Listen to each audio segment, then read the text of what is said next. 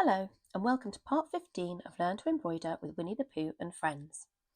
In this tutorial, we will be continuing the Tigger on an Autumn Day Square, and you'll learn two new stitches, the stem stitch and leaf stitch, to create the tree outline and falling leaves on your new square. You'll use 3 different colours for each stitch, including lovely autumnal greens and yellows. This video, along with the step-by-step instructions in your stitch library from the magazines, will help you to learn any new stitches. I really hope you'll enjoy continuing your Tigger on an Autumn Day Square in this tutorial with me today. For today's stitches, we are going to need the following items: your Tigger on an Autumn Day Square, threads number 137 corn yellow, 233 which is a caramel brown, 234 which is a hazelnut brown, 235 which is a warm olive green, 236 which is a beige brown, and 294 which is a sand beige.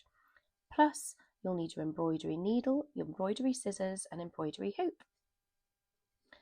First we will use 2 strands of thread number 294 which is the sand beige to create the outlines of the tree trunks and branches on the Tigger on an Autumn Day Square using the versatile stem stitch. The stem stitch is a classic embroidery stitch that's both decorative and practical, and instructions for this can also be found in issue 11 of your magazine or Stitch Library reference number 14. Step 1. Create a straight stitch along the line you want to follow.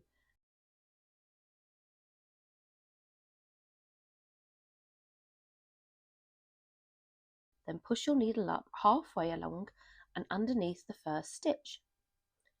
Step 2. Pull the thread through and then push the needle down through the fabric a stitch length away from the end of the first stitch. Step 3. Push the needle back up through the fabric halfway along again, as close to the end of the last stitch as possible. Step 4. Carry on repeating these steps along the line you wish to follow to create a neat line of stem stitches.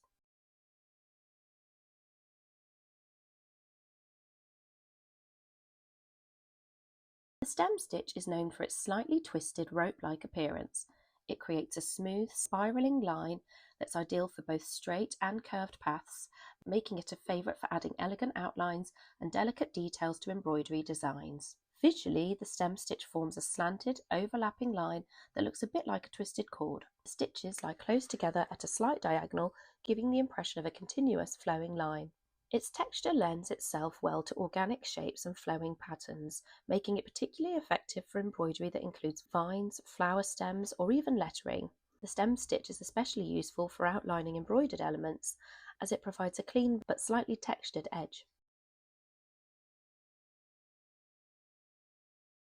It's commonly used in botanical embroidery, where it mimics the natural curve of stems and vines, and in monograms and decorative lettering due to its ability to follow curves gracefully. When stitched in close rows, it can be even used to fill in areas with a subtly textured pattern. Its flexibility and neat finish makes it suitable for both traditional and modern embroidery styles.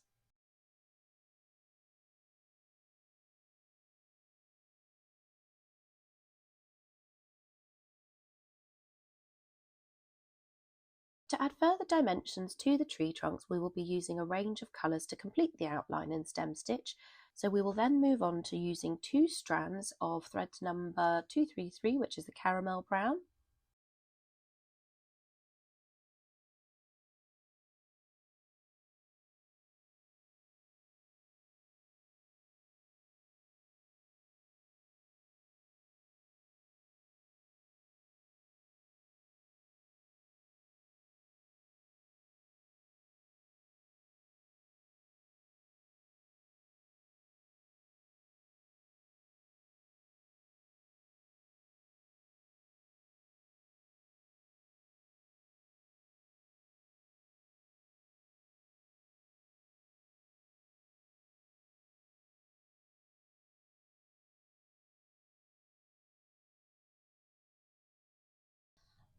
and finally we will use 2 strands of thread number 234, which is the hazelnut brown, to complete the trunk.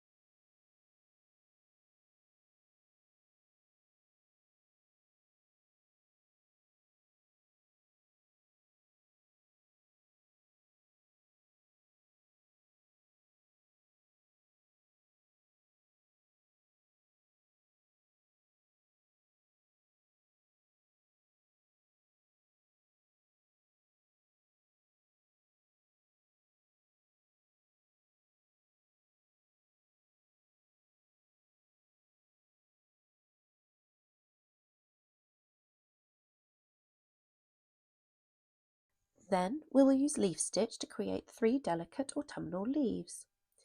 The leaf stitch is a popular embroidery stitch which is used to create leaf or petal-shaped designs and valued for its texture and filled appearance. First, I will rethread my needle using 2 strands of thread number 137, which is the corn yellow. Step 1.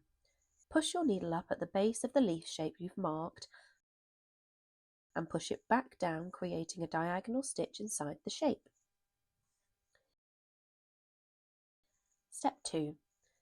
Push the needle back up near where you started stitching and take the thread across the one you've just stitched to create another diagonal stitch in the opposite direction. Step 3. Start your next stitch just outside the previous one and in a position where you can make a parallel stitch to the first.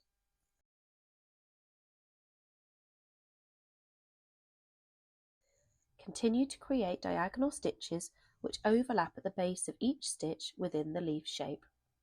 Step 4. You can vary the position of diagonal stitches to vary the spacing between each stitch. Here the stitches are quite close together. The leaf stitch produces a texture-filled effect that mimics the appearance of real foliage, complete with a subtle vein down the centre.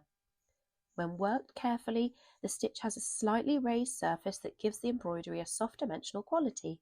Depending on the thread and technique used, it can appear either smooth and satiny or delicately ridged, adding depth and realism to the floral designs.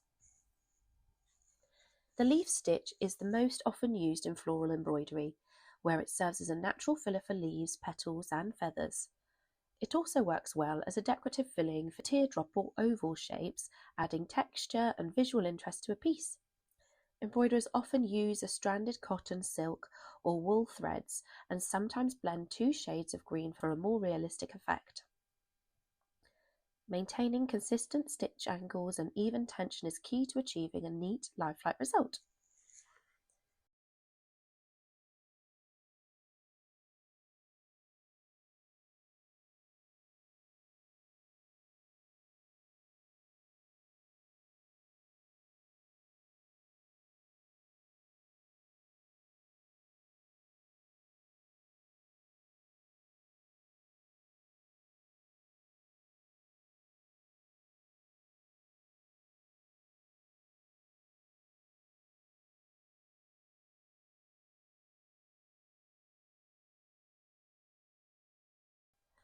I will then add the 2 further leaves, first using 2 strands of thread number 235, which is the warm olive green,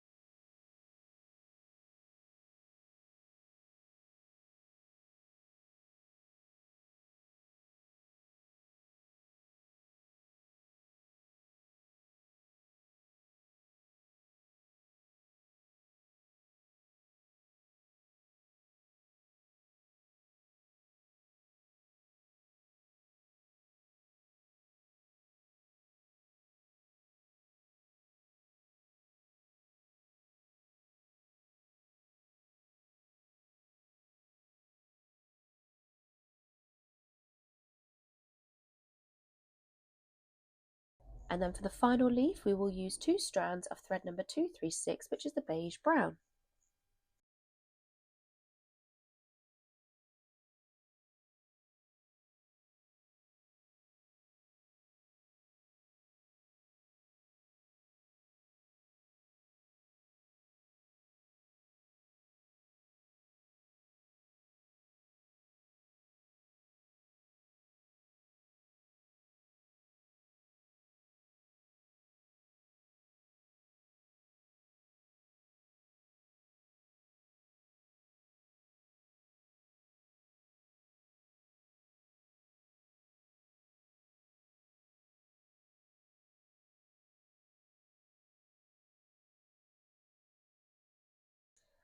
And to finish, we're going to secure our stitch on the back by making a knot and trimming the end of the thread.